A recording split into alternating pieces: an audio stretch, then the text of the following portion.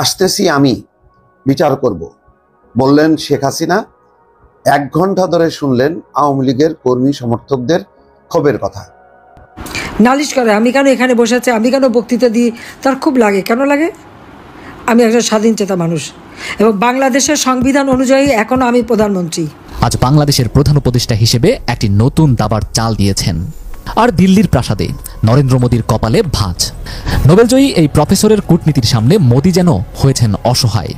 দর্শক, ডক্টর মোহাম্মদ ইউনূসের রাজনীতির খেলার সাথে হেরে গিয়েছেন নরেন্দ্র মোদী ও শেখ হাসিনাকে যেভাবে ধুলাই দিয়েছেন ডক্টর মোহাম্মদ ইউনূস, যেভাবে প্ল্যান কাটিয়ে তাদেরকে ফাঁসিয়ে দিয়েছেন, এই ভিডিওতে দেখলে আপনি রীতিমতো চমকে যাবেন।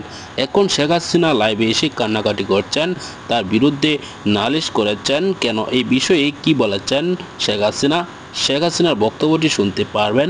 প্রথমে আমরা দেখে আসি যে ডক্টর ইউনূস কি খেলা খেলেছেন, তার কাছে হেরে গিয়েছেন নরেন্দ্র মোদী। না টেনে দেখবেন, ভিডিওতে একটি লাইক করে চ্যানেলটিকে সাবস্ক্রাইব করে আমার সাথেই থাকবেন।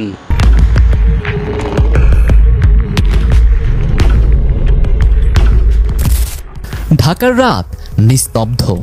দূরে বুড়িগঙ্গার জলে চাঁদের আলো ঝিকমিক করছে, কিন্তু একটি গোপন কক্ষে উত্তেজনার আঁচ পড়ছে। ডক্টর মোহাম্মদ ইউনূস টেবিলে বসে আছেন, তার হাতে একটি পুরনো কাগজ, চোখে একটি জাতির আকাঙ্ক্ষা। এই মানুষটি, যিনি একদিন নোবেল জিতে বিশ্বকে দারিদ্র্যের বিরুদ্ধে পথ দেখিয়েছিলেন, আজ বাংলাদেশের প্রধান উপদেষ্টা হিসেবে একটি নতুন দাবার চাল দিয়েছেন। আর দিল্লির প্রাসাদে নরেন্দ্র মোদীর কপালে ভাঁজ। তার পালিত গদি মিডিয়া একদিন ইউনূসকে নিয়ে চিৎকার চেঁচামেচি করেছিল, কিন্তু আজ মোদী নিজেই নাক ঝাড়তে ঝাড়তে ইউনূসের দরজায় এসে দাঁড়িয়েছেন। নোবেলজয়ী এই প্রফেসরের কূটনীতির সামনে মোদী যেন হয়েছেন অসহায়। যেই বাংলাদেশকে একদিন তাচ্ছিল্য করা হয়েছিল, সেই বাংলাদেশে এখন মোদীকে পা রাখতে হবে এবং ইউনূসের সামনে বসে তার কথা শুনতে হবে, কারণ বিমস্টেকের নতুন চেয়ারম্যান এখন ইউনূস। এটি কি শুধু একটি কূটনৈতিক নাটক, নাকি দক্ষিণ এশিয়ার রাজনীতির মঞ্চে একটি নতুন খেলোয়াড়ের আগমন? দিন যত এগোচ্ছে, ডক্টর ইউনূসের প্রভাব বিশ্বজুড়ে ছড়িয়ে পড়ছে। সম্প্রতি মোদীর সঙ্গে তার বৈঠক এই কথার জ্বলন্ত প্রমাণ। শুরুতে এই সাক্ষাৎ নিয়ে দ্বিধা ছিল। মোদীর ঘনিষ্ঠ মিডিয়া ইউনূসের নামে গলা ফাটিয়েছিল। একজন অর্থনীতিবিদ এই দেশ চালাতে পারে, হাসিনার পর বাংলাদেশ ভেঙে পড়বে, এমন সব শিরোনামে পত্রিকা ভরে গিয়েছিল। কিন্তু সেই মোদীকেই শেষমেশ ইউনূসের পাশে বসতে হলো। এই বৈঠক ছিল বাংলাদেশের নতুন শক্তির একটি স্পষ্ট ইঙ্গিত। এখন বড় খবর, মোদীকে বাংলাদেশে আসতে হবে। বিমস্টেকের চেয়ারম্যানশিপ বাংলাদেশের হাতে এসেছে। আগামী এপ্রিলে ঢাকায় পরবর্তী সম্মেলন। ইউনূস তখন দায়িত্বে থাকুন বা নতুন সরকার আসুক, মোদীর উপস্থিতি বাধ্যতামূলক। তিনি ইউনূসের মুখোমুখি বসবেন, যিনি এখন এই আঞ্চলিক জোটের নেতা। ইউনূসের আন্তর্জাতিক গ্রহণযোগ্যতা কোনো নতুন খবর নয়। নোবেল জয়ের পর তিনি বিশ্বের কাছে পরিচিত হয়েছিলেন দারিদ্র্যের বিরুদ্ধে লড়াইয়ের প্রতীক হিসেবে, কিন্তু বাংলাদেশের দায়িত্ব নেওয়ার পর তিনি দেখিয়েছেন তিনি শুধু অর্থনীতিবিদ নন, একজন দক্ষ কূটনীতিকও।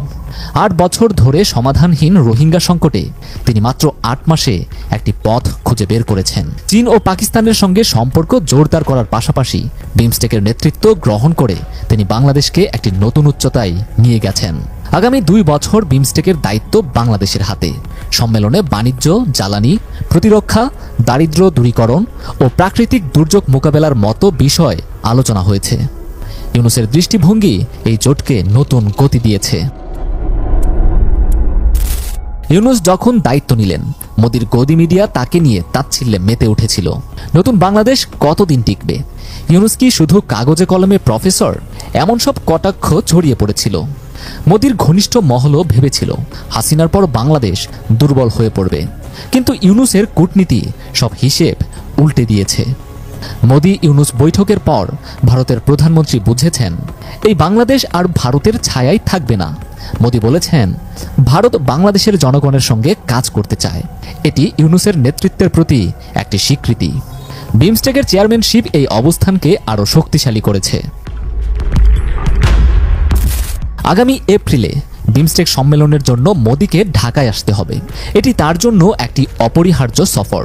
হাসিনার আমলে তিনি বাংলাদেশে এসেছিলেন একজন প্রভাবশালী মিত্র হিসেবে, কিন্তু এখন পরিস্থিতি বদলে গেছে। ইউনূসের নেতৃত্বে বাংলাদেশ একটি স্বতন্ত্র পথে। মোদিকে ইউনূসের মুখোমুখি বসতে হবে, তার পরিকল্পনা শুনতে হবে। যেই দেশকে একদিন তুচ্ছ করা হয়েছিল, সেই দেশ এখন মোদির জন্য একটি পরীক্ষা। বিশ্লেষকরা বলছেন, ইউনূসের কৌশল মোদিকে চাপে ফেলেছে। বিমস্টেকে তার নেতৃত্ব ভারতের আধিপত্যকে চ্যালেঞ্জ করেছে। জাপান সফরের সম্ভাবনাও আলোচনায়। এটি সফল হলে বাংলাদেশের প্রভাব আরও বাড়বে। ইউনূসের হাতে বাংলাদেশ নতুন দিশা পেয়েছে। রোহিঙ্গা সংকটে অগ্রগতি, প্রতিবেশী দেশগুলোর সঙ্গে সম্পর্কের ভারসাম্য এবং বিমস্টেকের নেতৃত্ব, এসবই তার দক্ষতার প্রমাণ। তিনি শুধু অর্থনীতিবিদ নন, একজন দূরদর্শী নেতা। তার পরিকল্পনা বাণিজ্য, দারিদ্র্য দূরীকরণ এবং উন্নয়নের উপর জোর দিয়েছে। মোদির মিডিয়া যে ইউনূসকে নিয়ে হাসাহাসি করেছিল, তারা এখন নিশ্চুপ। ইউনূসের সামনে মোদির অসহায়তা প্রকট। বিমস্টেকে তার ভূমিকা দক্ষিণ এশিয়ায় একটি নতুন শক্তির জন্ম দিয়েছে।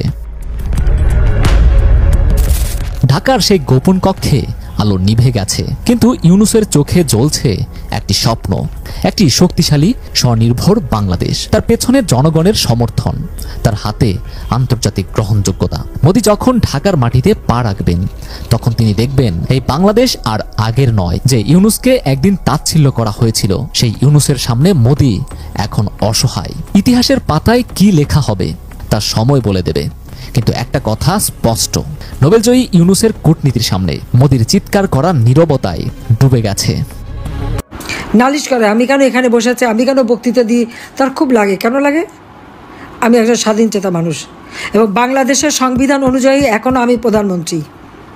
7 জুলাই ছাত্ররা আন্দোলন শুরু করলো কোটার, কারণ এই কোটা তো আমি বাতিল করে দিয়েছিলাম যখন 2018 সালে তারা আন্দোলন করে। হাইকোর্ট একটা রায় দিয়েছে, সঙ্গে সঙ্গে সরকারের পক্ষ থেকে, আমাদের পক্ষ থেকে আমরা হাইকোর্টে সেটা আপিল করে স্থগিত করে দিই। আসলে কোটা বলে তো কিছুই নাই। তারপর 7 জুলাই থেকে যখন আন্দোলন শুরু করে, আমি তখন সবাইকে বলেছিলাম, পুলিশ আইজিপি কমিশনার বা আমাদের সবাইকে বলছিলাম, দেখ বা ছেলেপেলেরা আন্দোলন করছে, আমরা তো আন্দোলন সংগ্রাম করে রোদে পুড়ে বৃষ্টিতে ভেজে দিনের পর দিন সংগ্রাম করেই এই দেশ স্বাধীন করেছে। এরা তো সেসব কিছু করতে হয়নি, কারণ 2009 আমি সরকার গঠন করার পর থেকে এই 15 বছর ধরে মানুষ শান্তিতে ছিল। লেখাপড়ায় যেখানে বছরের পর বছর সেশন জট থাকতো, জিয়ার আমলে, এরশাদের আমলে, খালেদা জিয়ার আমলে, আওয়ামী লীগের আমলে কোনো সেশন জট ছিল, আস্তে আস্তে সেশন জট কমালাম। লেখাপড়া নিয়মিত করা, উচ্চশিক্ষা, ডিজিটাল শিক্ষা, সাবমেরিন কেবল, বঙ্গবন্ধু স্যাটেলাইট উৎক্ষেপণ, আমাদের ওয়াইফাই কানেকশন সারা বাংলাদেশে, সবই তো আমরা করে দিয়েছি। প্রত্যেকটা ঘরে ঘরে আলু জ্বেলে দিয়েছি, শিক্ষার একটা চমৎকার পরিবেশ করে দিয়েছি। তো তারা একটু রোদে ভিজে বৃষ্টিতে ভিজে আন্দোলন করতে দাও, ওদের দাবি তো। প্রিয় দর্শক, আপনারা জানেন অন্তর্বর্তীকালীন সরকার গঠন হওয়ার পর থেকেই ডক্টর মোহাম্মদ ইউনূস একের পর এক সফর করছেন, বিশ্ব নেতাদের সাথে তিনি বৈঠক করছেন।